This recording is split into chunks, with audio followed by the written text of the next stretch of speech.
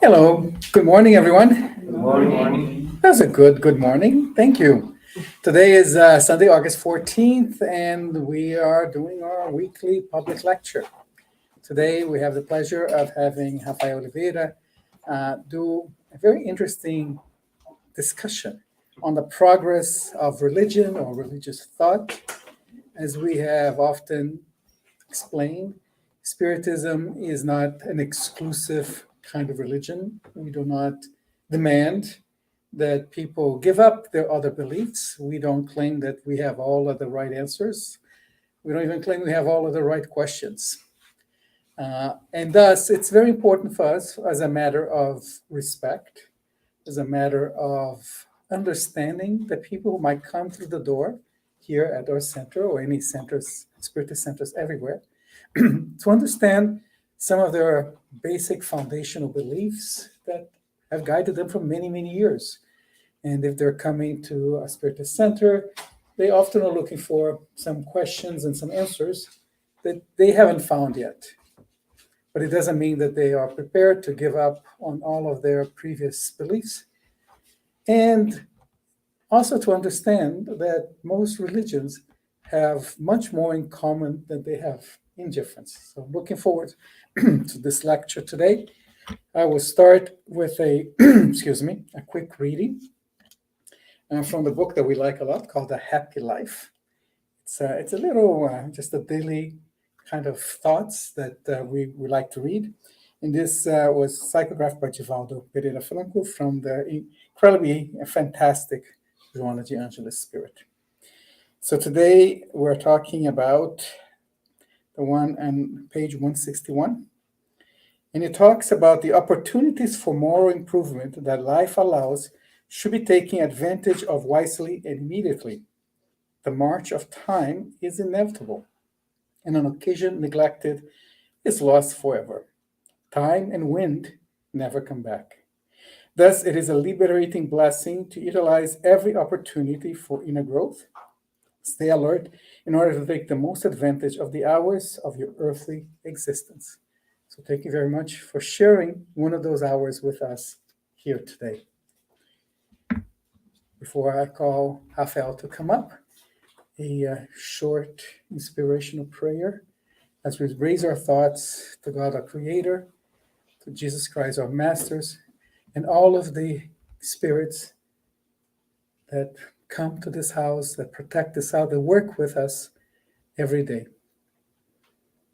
Let us be blessed to be healthy, to be alert, to be here, sharing these moments with our brothers and sisters, coming to learn, to improve ourselves, and to have the fraternity of the presence of many. Give us the blessing of an open heart, a clear mind, and I look forward to the words and the lessons that will come to us today. So be it. Rafael Oliveira, up to you. Thank you, Joe. Good morning, everybody. Good morning, those who are watching through the internet. As I say, it's a pleasure to be here, and it's a pleasure to see everybody coming. So not everybody, but you guys. So that's very good, because we can connect in person.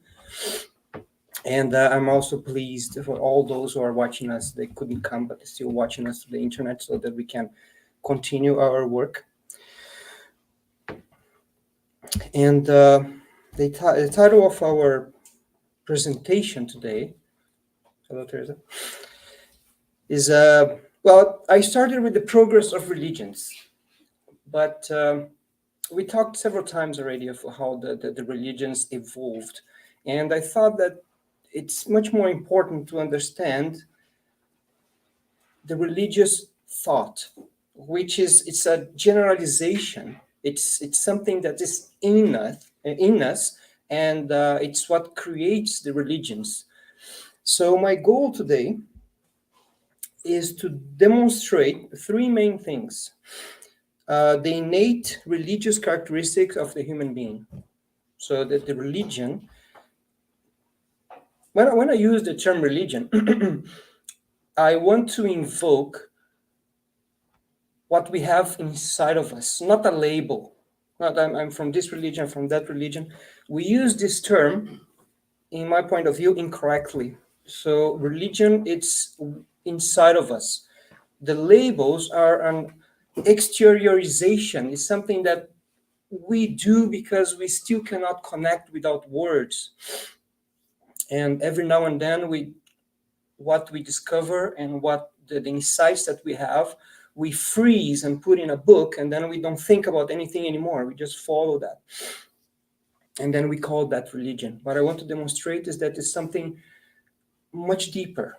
It comes from our hearts. I'm talking now as a symbol, but when I say it comes from our hearts, I hope you guys understand it's from us, from the spirit. And I want to show that this thought, this religion, is ever evolving. We try to freeze it with traditions, but every now and then we break through. And how that consoles us. So those are the three main things that I'll try to demonstrate.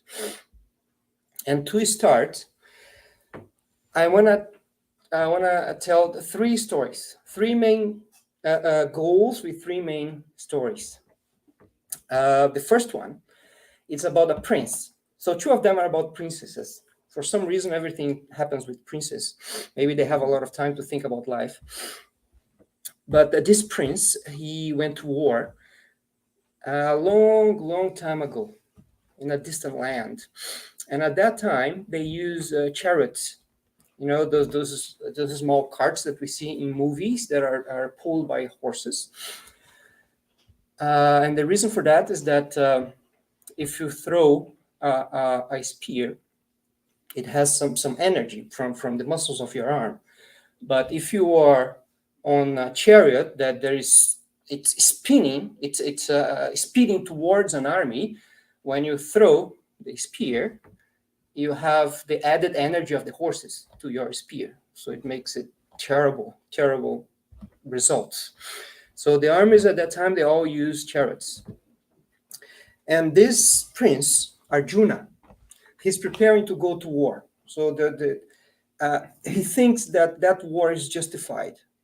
And he has a charioteer. So of course, he's at the back with a bow, an arrow, or a spear. And there's a charioteer that is just manning the horses. And then they start moving towards the battle. The battle is already happening. He's joining the battle. And the name of his charioteer is Krishna. And then when he approached the battle, he started having all sorts of insights, and he started talking with this charioteer, Krishna. And when he gets close to the battle that he can see faces, he says, I do not see how any good can come from killing my own kinsmen in battle. So he saw that he knew those people. He knew those people that were fighting each other. Nor can I, my dear Krishna, desire any subsequent victory, kingdom, or happiness. So he's saying, what will come from this war? How can I feel happy by going to war with those people that I know, family members? So how can I be happy by doing evil? And he's having these insights and talking to his charioteer. His charioteer is just there listening. How can I be happy by hurting another person? And he continues, although these men, overtaken by greed, see no fault in killing one's family or quarreling with friends, why should we, with knowledge of the sin, engage in these acts? So he goes further, he says, they are doing it. They are killing themselves. They are hurting themselves. But I and you, I just told you that the Krishna, the charioteer, we know that this is not right. So why would we do it? Let them do it. We should not, because we have the responsibility. We know it's wrong. So it's worse for us. They are ignorant. And he closes, I would consider it better for the sons of Dhartarashtra, so the name of the other clan, the other family, to kill me, unarmed and unresisting, rather than fight with them. So he gave up. He's not going to fight. So he comes to the conclusion that he would rather get harmed than he himself harmed. He would rather that his body is harmed than having his conscience heavy and hurt because he hurt another person. So these three things are very deep and are very familiar to us, because these teachings, you see that we see them everywhere. Then we come to a second story, again a prince. So this story, it happened 700 years after the first one. So this prince, he was born between Nepal and India. At that time, we used to call Nepal Lumbini. And this prince, he was kept in the palace without external contact. So the king kept his son enclosed in the palace with servants, so he only knew a luxurious life and good things in life. But he gets tired. He gets to that age, a teenager, and then he gets tired of everything that he sees in the palace, and he runs away. And he decides just to go around the kingdom. And then he has experiences seeing a sick person on the road, seeing an old man, and a dead person. And then he sees that life is not what he thought it was. There are diseases, there are old age and death that you can't avoid. You can't avoid. It doesn't matter if I'm here in the palace. So that changes completely his mind, blew his mind away. And then he started questioning, what is the meaning of all that? What is the meaning of what I have? This money, the servants, if I can up as that guy, dead on the side of the road. And then he runs away from the palace. He could not live that life anymore. And he becomes an ascetic. Ascetic is an old culture, a group of people that they didn't think about the body at all. They barely fed themselves. They would just meditate. And then he started living in the forest, and he started feeding with a few leaves of vegetables every day, ever reducing. So only the spirit, not the body at all.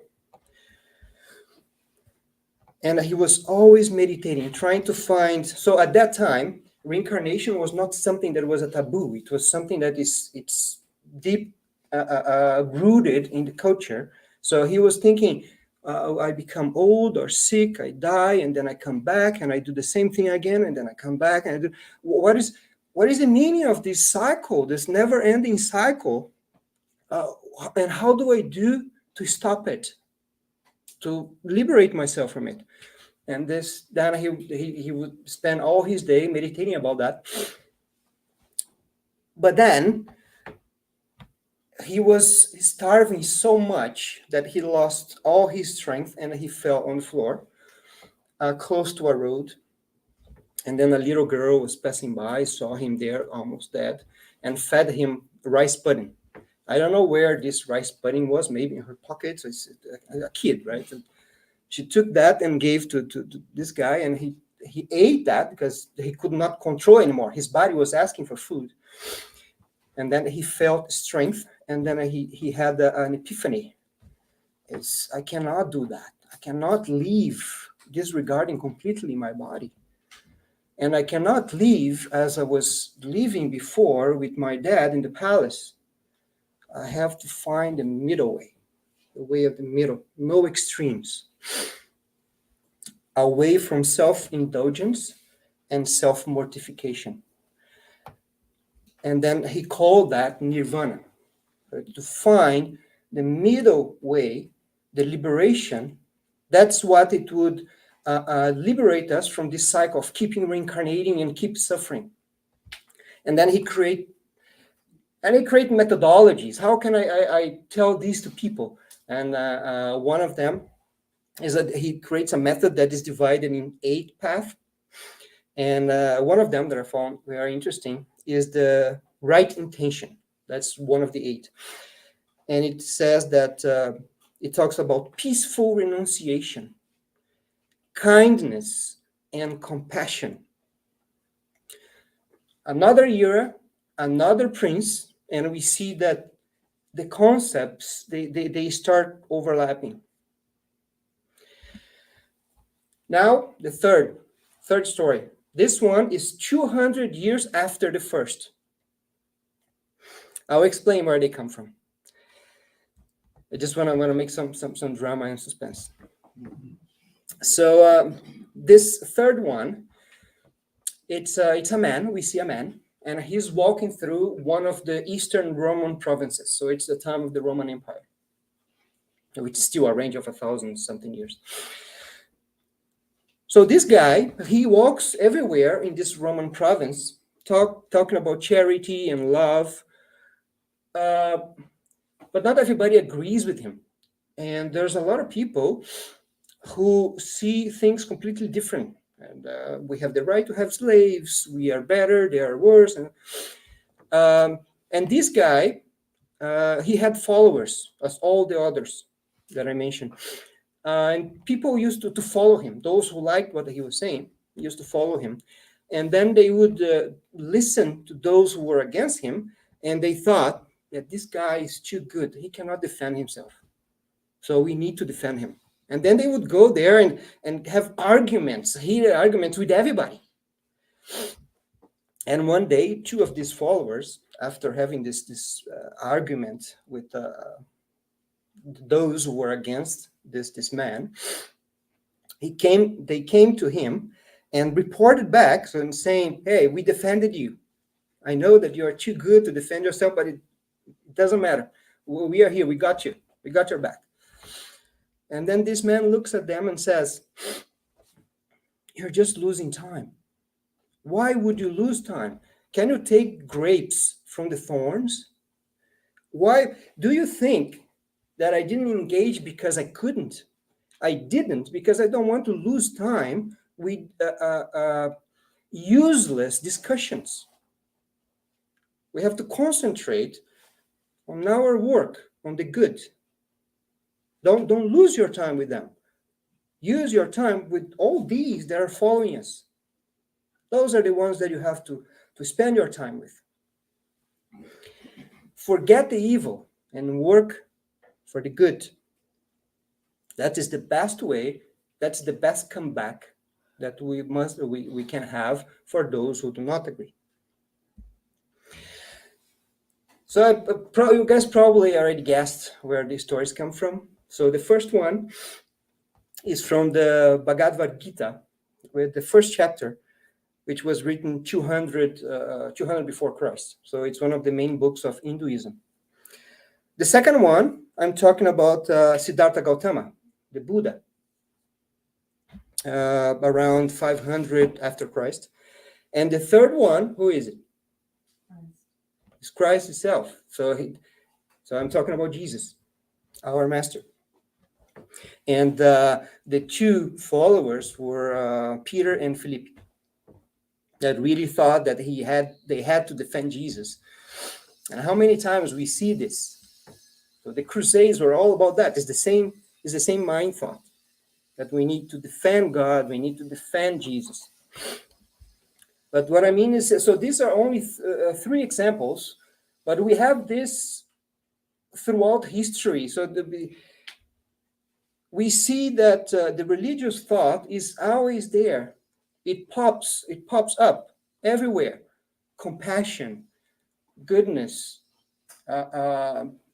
charity, love, forgiveness. It's always there. It has always been there because it comes with us. It's inside of us.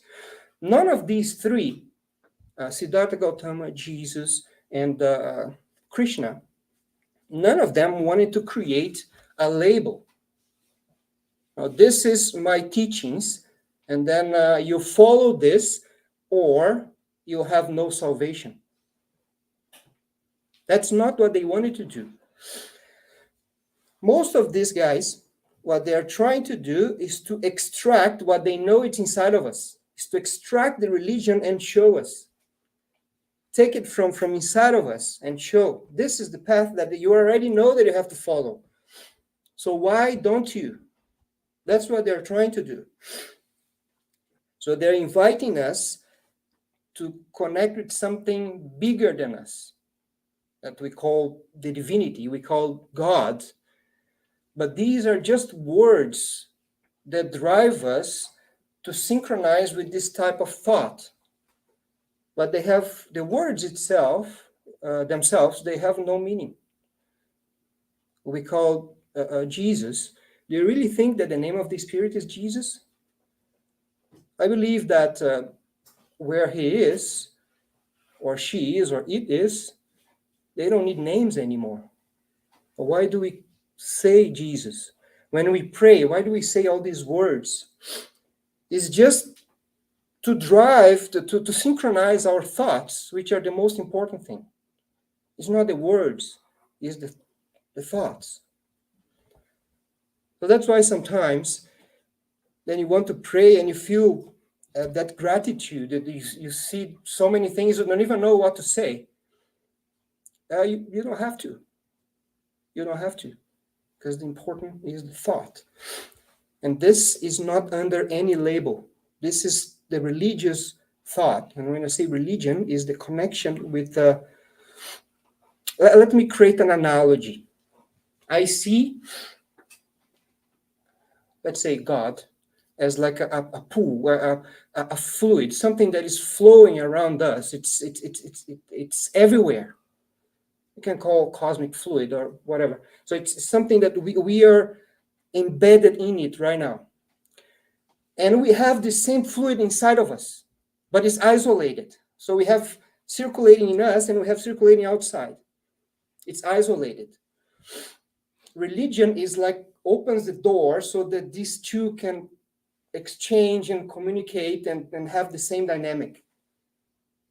I hope that I can pass along the way I see in my mind. Maybe because my mind is all scientific, but I see this exchange. It's like we connect to nature, but we have to open that little door that we call religion. And we know that this religion exists because of the nature of the moral law. The moral law is always there. The humans always knew what is right or wrong. We just chose not to do it. And this has no, as I said before, no specific labeled religion. So I'm going to use an argument from a scientist, Francis Collins. So he was the director of the Human Genome Project that happened starting in the 90s, and it was 10 years long, I think up to 2000. And their job was to map the whole genome, the whole DNA sequence of the human being. And this guy, he became very religious. He found religion through his work, through science, and he wrote a book, The Language of God, which is the DNA, in his opinion. And he uses a very interesting argument to show why do we seek for meaning in life. We hunger for food because food exists. Food is there, so we feel hungry because we need it and we go for it. We go look for it. We thirst for water because water exists. We know it exists, we need it, and we go seek water, and when we find it, we drink it. We are attracted to our partners because love exists. So we miss our partners, we crave for our partners, and we seek our partners because love exists. And we hunger for meaning because meaning exists. Meaning of all this cycle of reincarnation exists. And this is why we create religions. It's a religious thought that comes out. And then we have insights. And every now and then, we have a messenger, a person who found a way to keep his heart open and connected to God and nature. And these people, these spirits, they are sent to us to remind us what it is to be human, what it is to connect to God. And then we have Jesus, we have Siddhartha Gautama, and Francis of Assisi, and many others examples. But after they leave,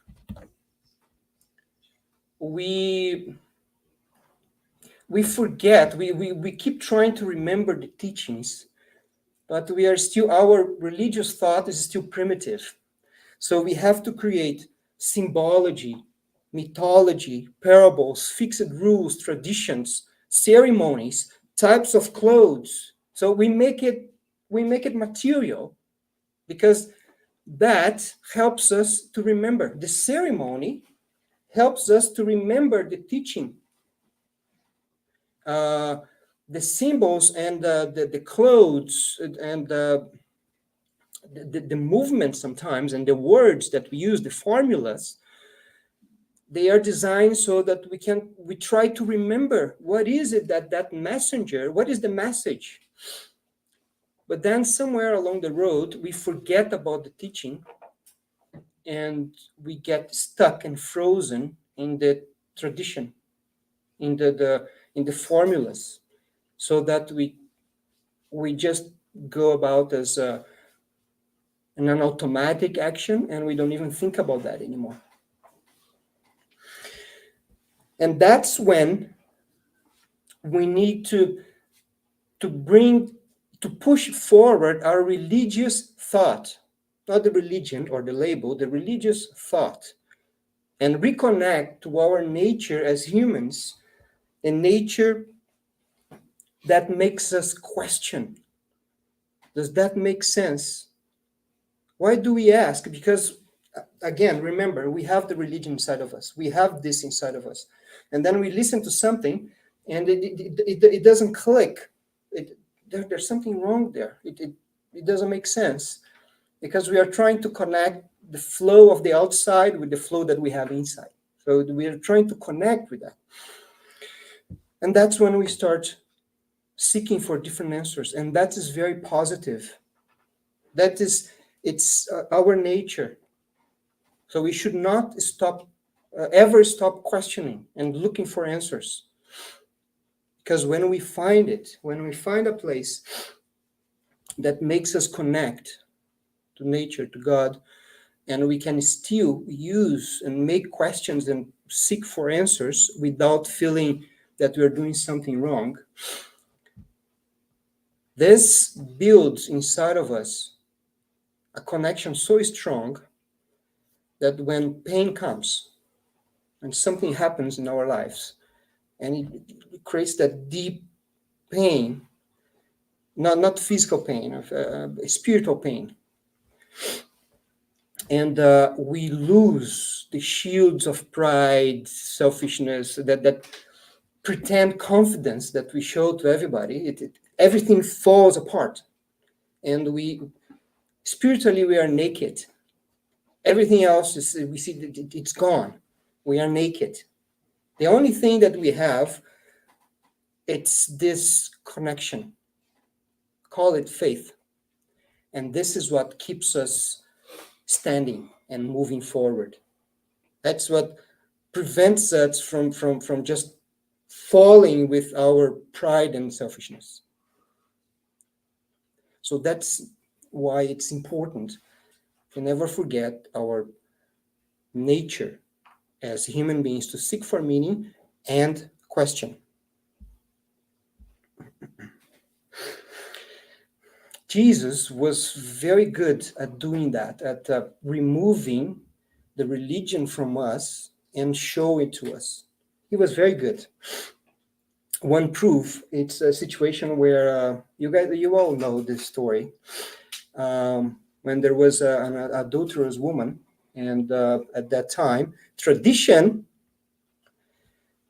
Mosaic tradition would state that you had the right to take that woman to a public place and kill her with stones. Not just a adulterous woman, but a stubborn child. You could do the same thing. So this is, you can see that in the Deuteronomy and Numbers, and maybe Leviticus too. So it's quite brutal. But then Jesus, he saw that situation, people dragging that woman, and he goes there in the middle of everybody and he says, "Who has never sinned, throw the first stone." To us, this is, yeah, okay, I grew up listening to that. What is, it is not that important. But if you think on the depth of what he was doing, it's very important, because that would never work if those that were with rocks in their hands didn't know that that was wrong. They knew that that was wrong. It's inside of us. Jesus was just showing, you sin too. So now I dare you to throw the stone, to judge that woman. And because they knew that they were wrong, Jesus was like putting a mirror in front of each one of them. Look at yourself. And then they couldn't, they just left. So he didn't create anything new.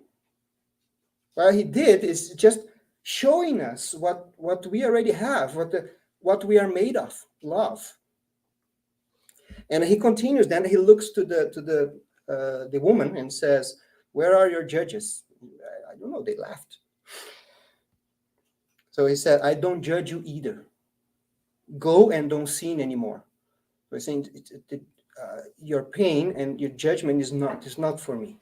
It's not from me. It's from you. You will judge yourself. That's what we are doing here. Because we judge ourselves with our own conscience. And that's why it hurts, because we know what we did wrong.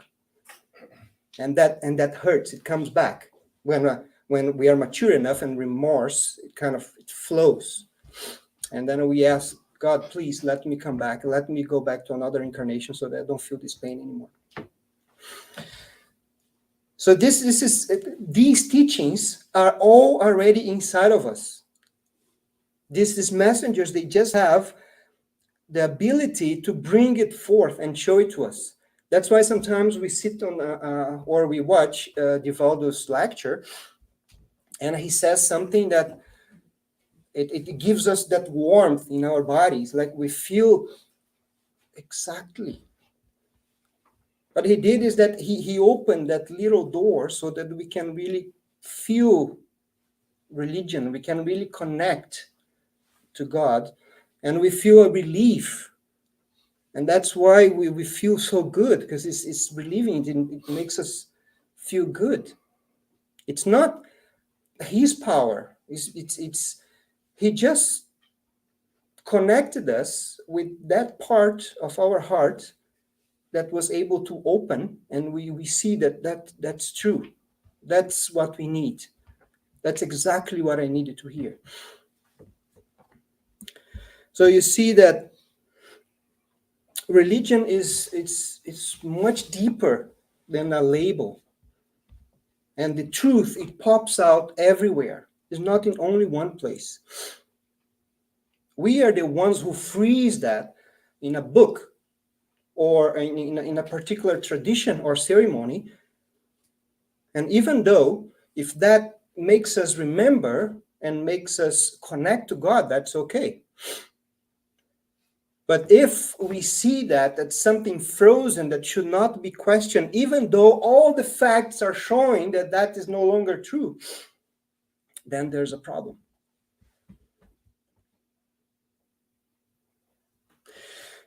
In the first chapter of the Gospel According to Spiritism, we have the Spirit Fenelon, which was an archbishop in the 17th century.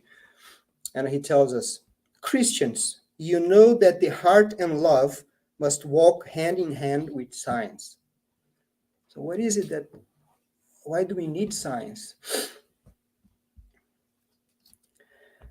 Science, it's another manifestation of the religious thought. Science has nothing to do with religion. Maybe it has nothing to do with the labels, but it is a religious thought. You're connecting scientists that are studying nature, that are studying the laws of God. And if you think that they look at that and they don't feel anything, you are wrong. They can see the beauty of the laws of God through their work. That's why you have so many scientists that they become religious, because of the beauty that they see in front of them. The difference is that they get to that point by questioning, by studying, by working. So it's a different type of religious thought that was necessary to connect with the old religious thought, blind faith. So by combining both, we can free ourselves from being frozen in a tradition and continue going forward. And you ask those scientists and they say, oh, I don't believe in God. I'm an atheist. They're not. It's just that when you say God, they remember, oh, God of this or that religion is a man on the sky that gets angry and wants to kill everybody. And then you have to sacrifice something or do a dance, or it needs a ceremony so it can calms down. So they refer to the symbols that they were taught when they were young. But if you free our mind to look past the symbols, you see that the religious thought is something common to all of us. And science helps us. As Fenelon says, heart and mind, they go hand in hand. It's not on one side, on the other side. They go hand in hand. The problem that happened to us is that when we developed this new religious thought, somehow we forgot the old one. And then we start going only one direction. And then we forgot the moral part that comes from discovering the laws of God and how to use that knowledge. So it's neither one or the other, it's two together. That's why in Spiritism, we divide in philosophy, religion, and the scientific side. We don't have a part of the Spirit's book, oh, this is the philosophy, and then this is the religion, and this is the moral. Everything is combined, because it's the division is only in our mind for pedagogic purposes, because it's easier. So you have something that I have to learn, you break down in small packages, and you learn this, and you learn this, you learn this. And then when you get to the end, you see, oh, yeah, I can see everything interconnected.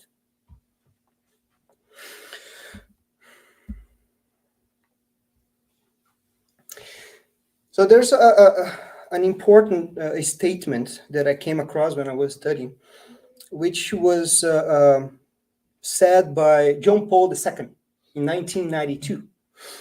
So the Catholic Church, they condemned Galileo because he discovered that the Earth is not the center of the universe, and sun doesn't go around the Earth. So Earth is just another planet on a system of planets that go around the sun. And at that time, our religious thought was frozen in traditions because we couldn't remember exactly what Jesus was trying to teach us. So we froze in traditions. And of course, this was shaking the base of the traditions. So what did we do, or they do? They condemned him to stay at home for all his life and burn his books. The irony is that in the Vatican, they do have the original copies of his book, Galileo's book. And in 1992, what was 359 years after they condemned Galileo, John Paul II, he said, Galileo sensed in his scientific research the presence of the Creator, who, steering the depth of his spirit, stimulated him, anticipating and assisting in his intuitions. So it's not separated. It's what if from all this that I'm saying, if you guys forget everything, but you can remember one thing, to look past all the prejudices, all the pride, and see everything as one thing, that one beautiful thing that makes us progress. It's different sides of our understanding and our growth as spirits. All of this is necessary. If you just can remember this will be enough, because that plants the seed. And then when you hear this or hear that, people arguing, I'm a physicist and you are Catholic and we cannot agree. Man, put down your shields and you see that you can talk about things. You see that you share the same love for nature. Whatever is, if we stop calling it the words that make people uncomfortable and talk about the concepts, we see that we are going to agree in many more things that we were never thought about, because we are all humans. Another important thing of the scientific method is that you need to be unbiased. When you have a mystery and you want to investigate that mystery, you have to be unbiased. And this is familiar again, because the person, the messenger that came to us to uncover Spiritism, to try to show us the teachings of Christ after we have crystallized the traditions, the person that came, he applied exactly this method. Allan Kardec, he didn't believe in supernatural forces. He was a science teacher, and he saw as a scientist. He applied the scientific method, experiment. The difference between him and other scientists, Shamley, one of Michael Faraday, one of the ones that I really like from the same time, the difference is that Kardec really took his time to observe, to go there, instead of saying, this works because of this, and that, which it's not. If I see an experiment and I create a model, this is why it's working, and then I look at the model, I don't look at the experiment anymore, and then the model says that the table shakes and goes back to the floor, and I don't look, but the table is like touching the ceiling. So my model doesn't really explain what is happening, but I don't look at what is happening anymore. I look only at my model and I turn my back. This is what most of scientists at that time did. So that's the same prejudice that we see in religion. So it's the religious thought. It happens in science. It happens in any labeled religion that we see. It's the prejudice of the human being, the pride. It has nothing to do with either science or religion. It's us. So Kardec, he went there. He didn't look away. He spent the last 10 years of his life writing these books and a few others from facts. So it's not his opinion. It was facts and talks with the spirits. And he didn't find any supernatural force. He found a natural force. It's natural. And you know what? The model that he codified, it does explain everything that happens to us. And he continues explaining. 150, 170 years later, with all the scientific discoveries, it still fits. It still fits. And he himself said, if one day science come up with something that negates everything that we have written, so it has to be disregarded. But that didn't happen. And I can tell you that probably is not going to happen, because it was not his idea. It was not created by an incarnated human being.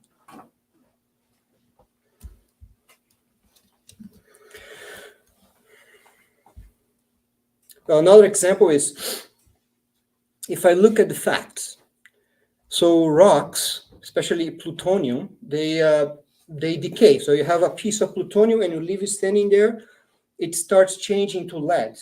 Every few years, it changes a little bit, a little bit. So then if you take that rock and you see the amount of lead versus the amount of plutonium, you can say, oh, this rock is 5,000 years old. If it's up to 5,000, you can use carbon instead of plutonium, carbon-14, the isotope. But if you want to know millions of years, then it's better to see the plutonium. If you see that fact and you look all around our globe and you find rocks that, oh, this rock is 4 billion years old. This rock is 4.5. And then you keep looking everywhere, and you go, the further that you can go in time is 4.5 billion years old. And then you say, okay, our planet is 4.5 billion years old. And then there is written somewhere, no, it's just 2,000 or 3,000 or 5. No, that's not the fact. I don't know what it is. It's just something frozen. It's a knowledge that we knew centuries ago, and it's frozen in some words, but it's not the fact. So you have to look at the facts. And how do you know what's fact? Well, that's something that we have to work for. It's not something that's going to fall in our laps. That's why I have a list here of a lot of study groups. That's why there's no Spiritist house or Spiritist center without a study group. We do study the facts, so that we can develop our religious thought. Even if we don't have a label to put ourselves under, it doesn't matter. What matters is, what kind of a person are you? That's what it matters.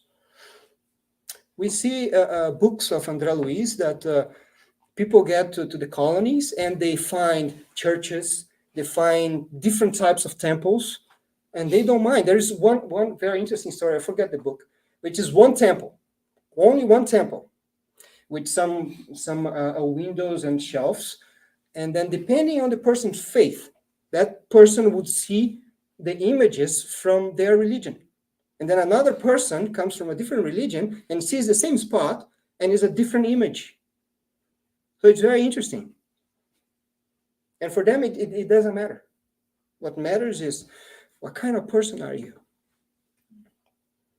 We believe, or in my opinion, Spiritism is what touches me. It's what allows me to make questions. It's what allows me to connect with and see everything under one lens. But I respect all those who use another tag, another label, or those who don't use any at all. I've seen people that they are examples to me. They are examples of attitude, and they say they don't believe in God. But that's just because they cannot see past the image of God, that man on the sky. But they do believe, otherwise they wouldn't be doing good. They just don't know they believe. It doesn't matter. Maybe those who are here in Spiritism who study the most are those that could not do otherwise, are those who really need that study, because otherwise we don't know, or we cannot get in contact with our inner religion. So we never know. So all must be respected. What matters is, what kind of person are you, and not what religion are yours.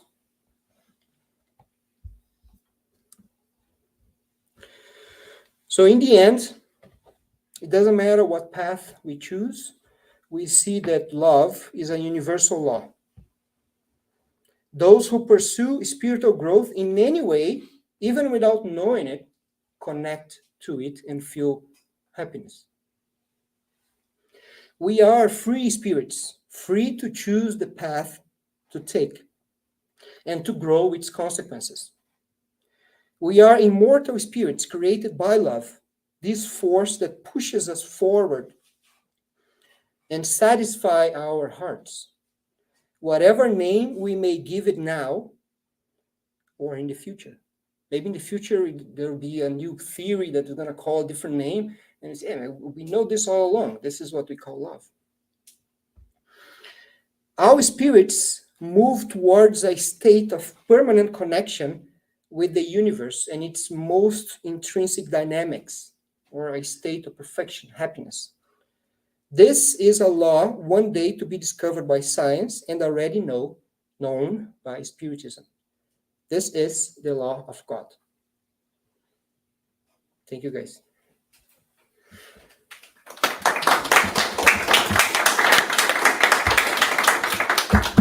Stay right there, Rafael. Thank you so much. That was very enlightening.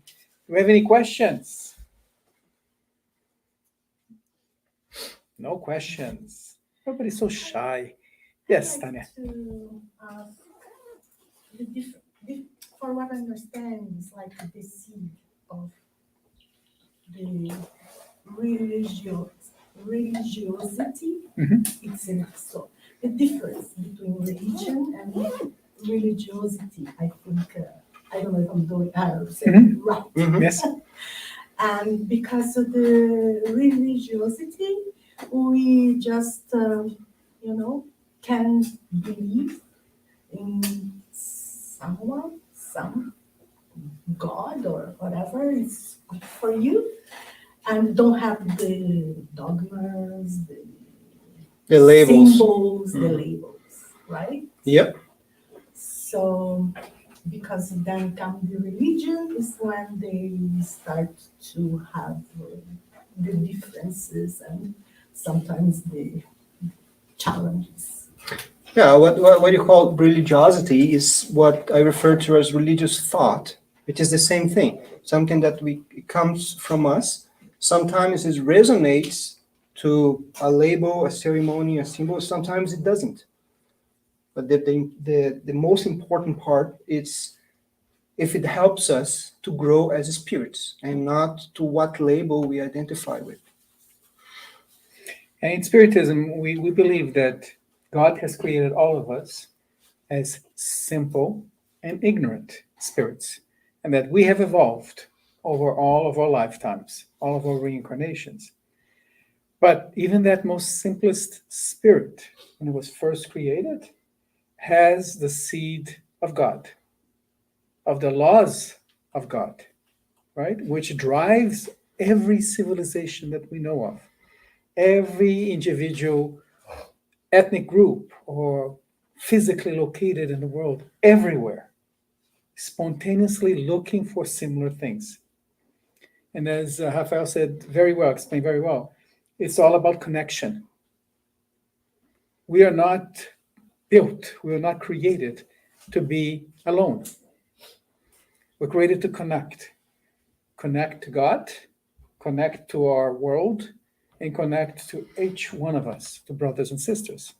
That connection, how do we kind of make it grow and make it better? How do we evolve in those connections in all of these different dimensions? Is typically what a lot of religions, most religions, are trying to explain, especially the connection to the other world. But as also mentioned in the lecture, religions were not created by God, they were created by men. Exactly. Men and women. And thus is as fallible as we are, right? So many people have constraints around these religions because they feel it is a way to manipulate people, to brainwash them for objectives that are not godly, but rather worldly. Right? And this has been a lot of discussions, a lot of philosophers and people have talked about this, the root cause of many wars, of many distances. Rather than bring us together, there is this push to bring us apart. So from a spiritist perspective, we have the seed of God in us because he created us. And thus, we all strive to, first of all, to be good. It's interesting that the concept of goodness, not what is required, not of the rituals, but the concept of goodness is not very different across religions. It's about being charitable, it's about being fraternal, helping those in need, right? Not creating discord, not creating lies. So that's a good thing. That's what we have in common. And then we start to diverge.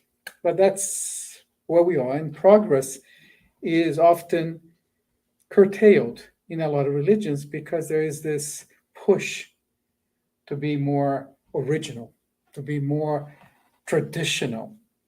And these often hold them back from understanding the evolution of society, the evolution of mankind, and the evolution of all of these connections that because the way we connect today has nothing to do with how we connected 20 years ago, let alone 20,000 years ago or 2,000 years ago. Society has evolved, has changed, better or worse. We can have an interesting conversation on what is good and what is bad, but it has moved forward. And religions need to progress. That is one of the laws that we study in Spiritism, the law of progress. Everything progress. Nothing should go backwards. It should go forward. It should be better. We should learn from our mistakes, and we should embrace the goodness that it is in all of us. Any questions from the internet? No? Any other point? That was a good point, Tanya. Thank you. Any questions here?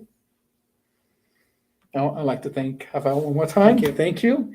And we will say goodbye to our listeners on the internet. We will continue here with the past, magnetic past, and then we'll have a closing prayer.